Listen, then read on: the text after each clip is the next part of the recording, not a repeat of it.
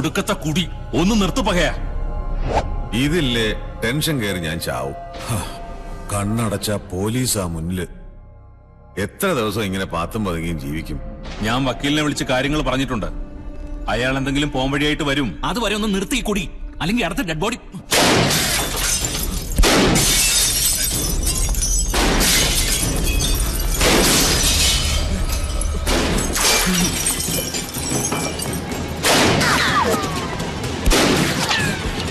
വാ വാ വാ വാ വാ.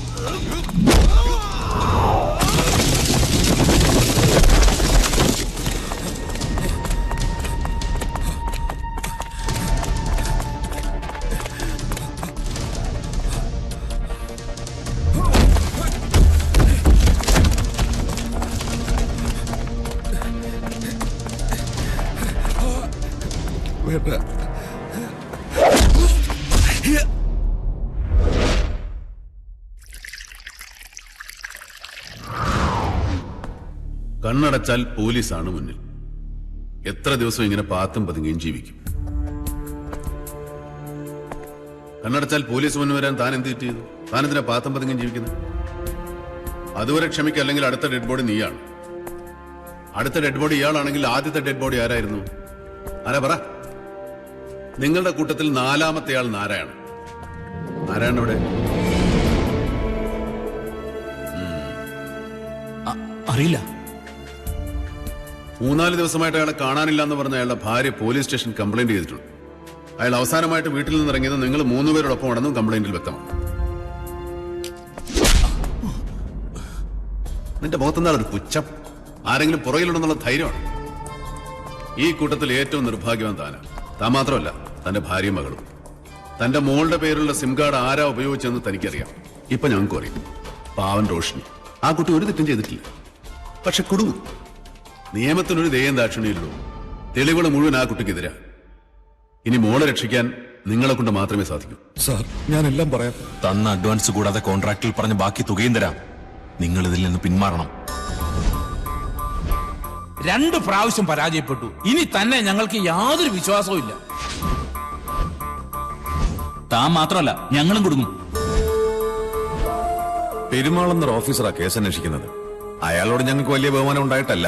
എങ്കിലും പറയുക, അയാൾ ഉള്ളിടത്തോളം ഒന്നും നടക്കില്ല. നടക്കും. നടക്കില്ല. താൻ കൊല്ലില്ല. കൊല്ലുകയും വേണ്ട. തന്നെ ഇതിലേക്ക് കൊണ്ടുവന്നത് ഞങ്ങളാ. ഞങ്ങൾ തീരുമാനിച്ചു കഴിഞ്ഞു താൻ വേണ്ടെന്ന്. നിങ്ങൾക്ക് പിന്മാറാം. എന്നിട്ട് എന്തോ പുളുത്തും കൊല്ലും കൊല്ലും എന്ന് പറഞ്ഞു കൂവി നടക്കുന്നതല്ലാതെ നീയൊക്കെ ഒരു കൊതുകിനെ പോലും കൊന്നിട്ടുണ്ടോടാ? ഉണ്ടോ?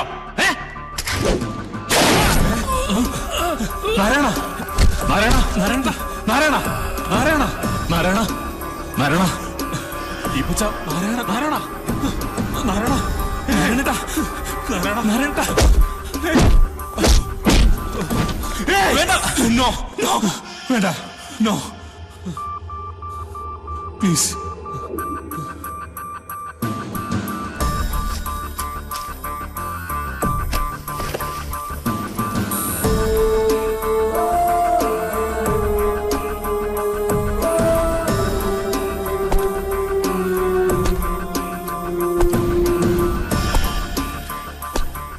മറ്റു മാർഗങ്ങളൊന്നും തോന്നിയില്ല. ഞങ്ങൾ 3 പേരും കൂടി ചേർന്ന് നാരായണന്റെ ബോഡി കുഴിച്ചിട്ട് സാർ. എത്ര രൂപയ്ക്കാ കില്ലറുമായിട്ട് കരാർ ഉറപ്പിച്ചത്? പറ, പറ. 3 കോടി. അതിലെത്ര കൊടുത്തത് വരെ? 1.5 കോടി. എങ്ങനെയാ അത് വീതം വെച്ചത്? ഞാനും ഈപ്പച്ചനും നാരായണേട്ടനും ചേർന്ന് പകുതി.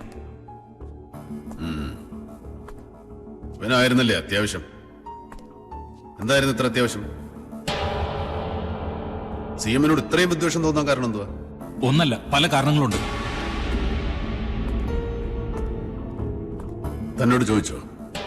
ചോദിക്കുമ്പോ ചോദിക്കുന്ന ചോദ്യങ്ങൾക്ക് മാത്രം കൃത്യമായിട്ട് ഉത്തരം പറഞ്ഞാൽ മതി. ഇപ്പൊ ഞാൻ പറയണം. സത്യപ്രതിജ്ഞ ചെയ്ത അന്ന് മുതൽ CM ഞങ്ങളെ ഒരുപാട് ഉപദ്രവിച്ചു.